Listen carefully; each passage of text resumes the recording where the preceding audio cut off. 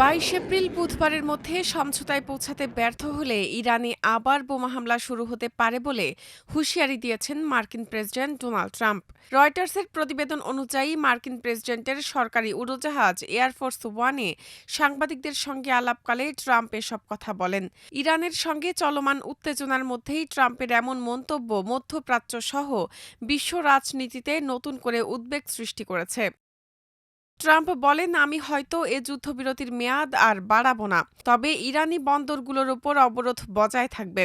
ফলে একদিকে অবরোধ থাকবে, অন্যদিকে দুর্ভাগ্যবশত আমাদের আবারও বোমা হামলা শুরু করতে হবে। যুক্তরাষ্ট্র ও ইরানের মধ্যে চলমান 2 সপ্তাহের এই যুদ্ধবিরতির মেয়াদ আগামী বুধবার শেষ হতে যাচ্ছে। যুদ্ধবিরতির মেয়াদ বাড়ানোর লক্ষ্য নিয়ে বর্তমানে দুই দেশ পরোক্ষ আলোচনায় অংশ নিচ্ছে। এর আগে পাকিস্তানের ইসলামাবাদে যুক্তরাষ্ট্র ও ইরানের মধ্যে অনুষ্ঠিত আলোচনা কোনো চুক্তি ছাড়াই শেষ হয়। তবে হোয়াইট হাউস গত সপ্তাহের মাঝামাঝি জানিয়েছিল প্রশাসন একটি চুক্তির ব্যাপারে আশাবাদী।